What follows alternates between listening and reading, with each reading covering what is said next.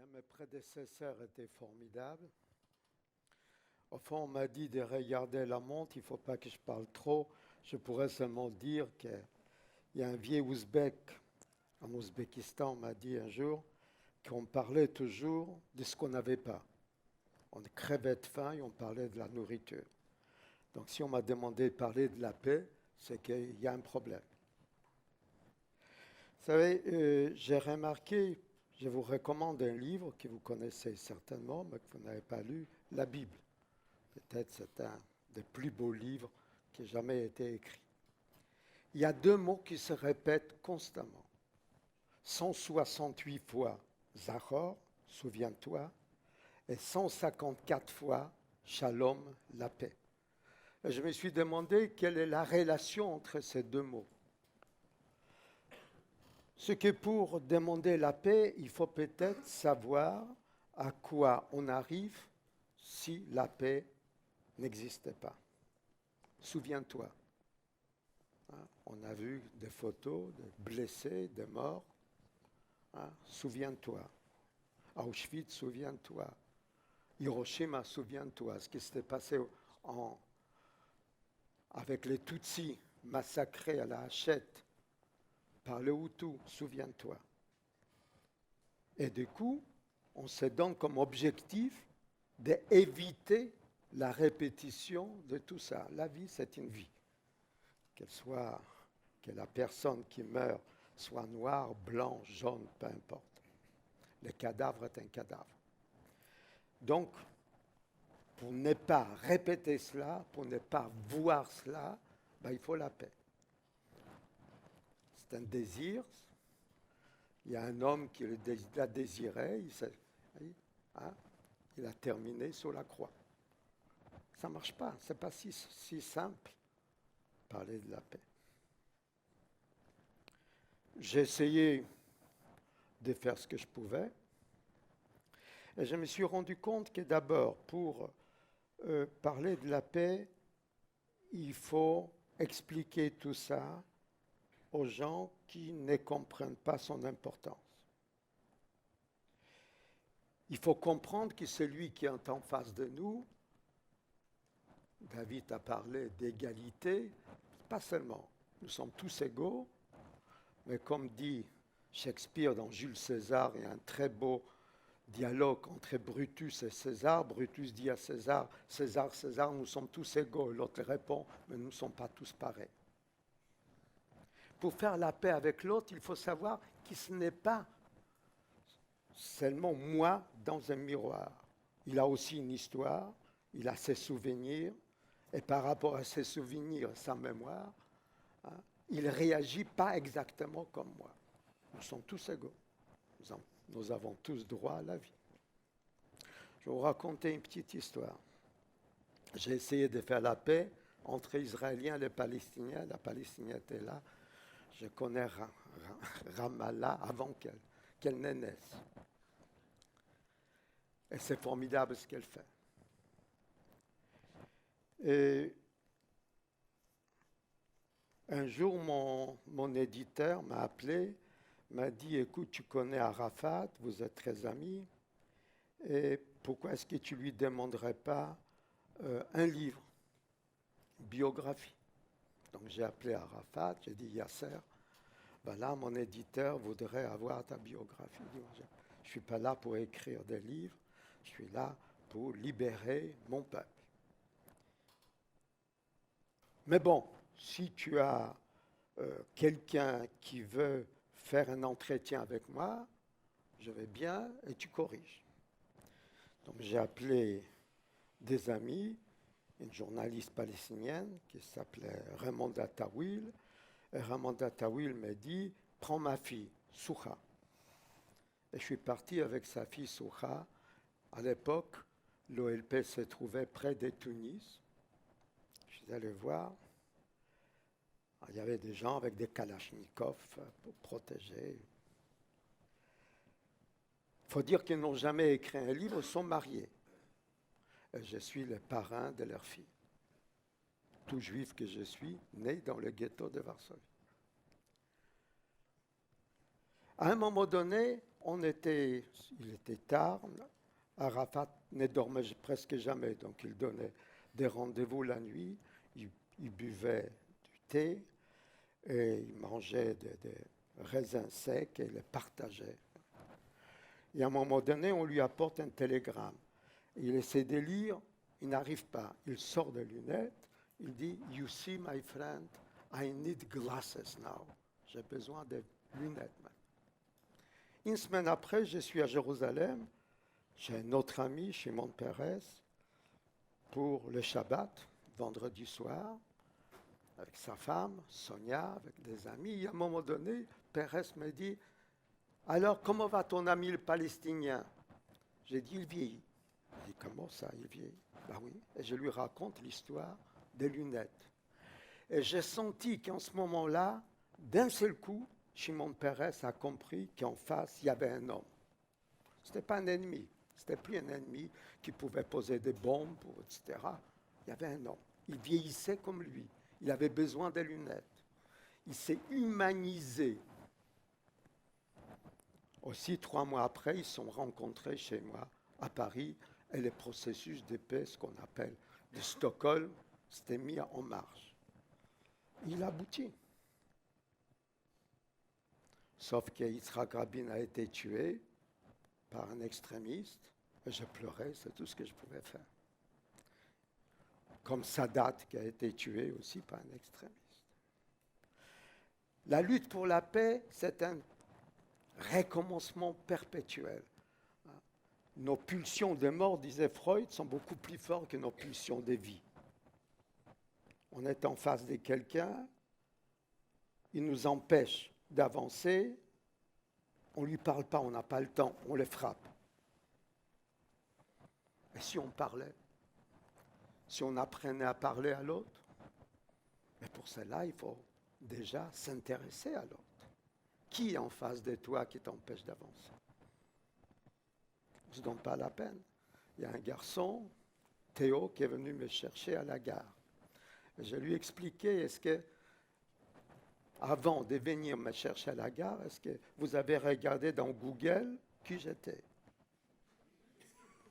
C'est simple.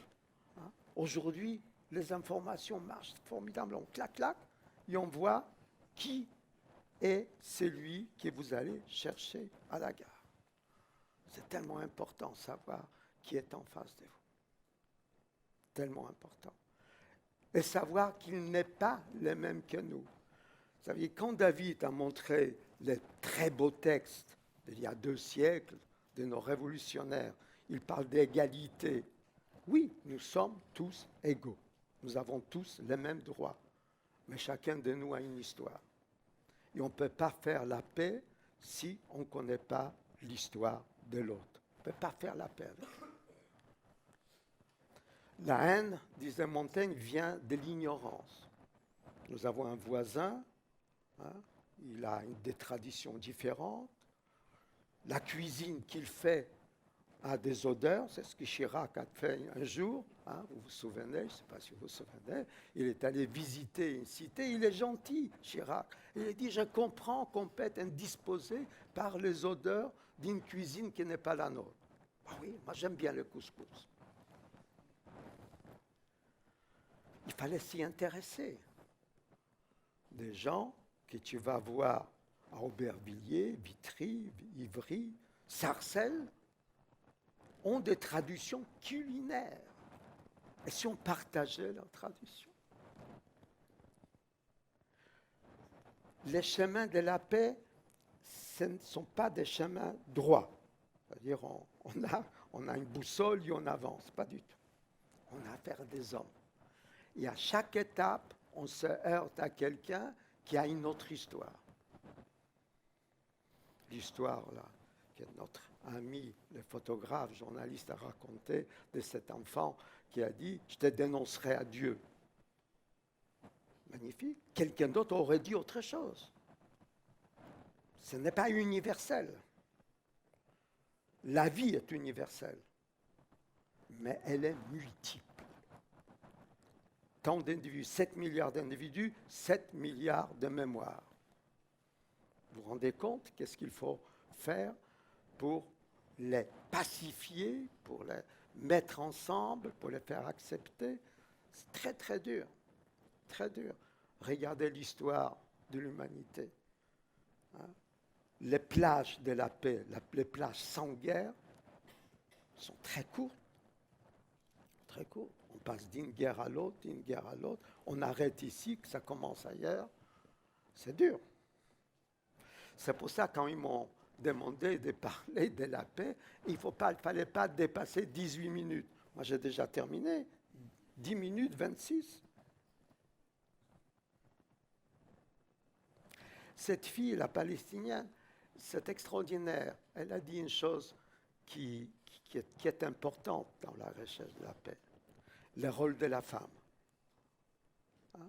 Dans la civilisation, dans la société musulmane, la femme n'a pas beaucoup de place. D'ailleurs, chez nous non plus. Mais ça y est, on a introduit la parité. Les jours où la femme commence à prendre le pouvoir, tout change. Regardez ce qui s'était passé à Belfast. Je ne sais pas si vous vous souvenez, la guerre en Irlande. Les protestants contre les catholiques. Ils s'est découpé en morceaux. Il y a plein de films sur l'IRA, les terroristes irlandais. Et puis un jour, moi je suis allé à plusieurs reprises avec mon ami Kouchner, on a essayé de parler, de voir les uns les autres, ça n'a pas marché. De quoi vous vous mêlez? Et puis un jour, 4 femmes, 2 protestants, 2 catholiques, on dit c'est assez, on a perdu nos enfants et on ne va pas continuer comme ça. Ils ont fait appel à toutes les femmes de descendre dans la rue. Je ne pouvais que venir les soutenir. Il y avait quelques hommes avec aussi. 500 000 femmes, protestantes, catholiques. On ne parle plus de Belfast aujourd'hui. Fini. Mon rêve, c'est d'organiser des femmes israéliennes et palestiniennes. Imaginez cette image. Jérusalem, hein, il est haut, on monte vers Jérusalem. Surtout que Jérusalem domine la mer Morte, qui est 400 mètres au-dessous du niveau de la mer, donc elle paraît encore plus haut. Et imaginez de 2 côtés, 100 000 femmes palestiniennes, 100 000 femmes israéliennes qui montent vers Jérusalem. Je vous garantis, après, il n'y aura plus de guerre. Mais il faut qu'elle les fasse. C'est difficile de faire pour les autres. Le pape, ce qu'il disait, c'est de l'or. C'est vrai, il faut que ça vienne de l'intérieur. Hein? Il faut qu'on ressente la nécessité. Moi, je parais très souvent comme un donneur de leçons. D'ailleurs, nous, en France, on est toujours des donneurs de leçons. On va en Russie pour dire à Poutine que ce n'est pas bien, on va ailleurs pour dire que ce n'est pas bien, etc. Puis on oublie ce qui se passe chez nous. Mais qu'est-ce qu'on peut faire autrement? Je suis en train d'organiser,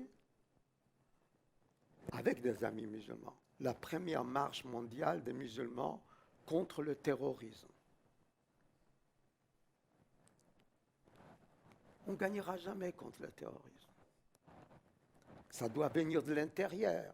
Il faut que les femmes musulmanes, les maris, les grands-parents, disent aux autres, ce n'est pas le meilleur moyen. Ce n'est pas le même moyen. Alors, c'est dur d'organiser ça. C'est dur parce que je ne suis pas musulman. Je ne suis pas musulman. Je me souviens, Shimon Peres m'a organisé un rendez-vous avec Ben Gurion. Il était sur son lit de mort, dans son appartement, Sderot Rothschild à Tel Aviv. Et à un moment donné, je lui demande, on parle un peu, je lui demande, David, en hébreu, il n'y a pas de vous, on s'est dit tu. J'ai dit, David, qu'est-ce que tu ferais à la place des Palestiniens? Et dans les derniers souffles, il m'a dit, mais Marek, je ne suis pas palestinien. On ne peut pas se mettre à la place de l'autre. On peut empathir. On n'est pas l'autre. Donc ce qu'on peut faire, c'est de demander à l'autre de se mettre en marche. Je ne sais pas si cette marche que j'organise Ça n'a rien à voir avec la marche de Macron. Mais pourquoi pas, s'il veut marcher avec nous, bienvenue. On partirait le 8 juillet de Berlin, devant l'église où le terroriste d'origine tunisienne a tué des innocents. On va prendre des autobus, une longue caravane, et on va faire le tour de tous les lieux où on a tué au nom de l'islam. Et ces imams vont dire une prière, pas moi, l'imam. Et on va arriver à Paris le 14 juillet. Et vous serez tous là pour nous accueillir, j'espère. Vous voyez, je n'ai même pas arrivé à 18 minutes. Que la paix soit avec vous, merci.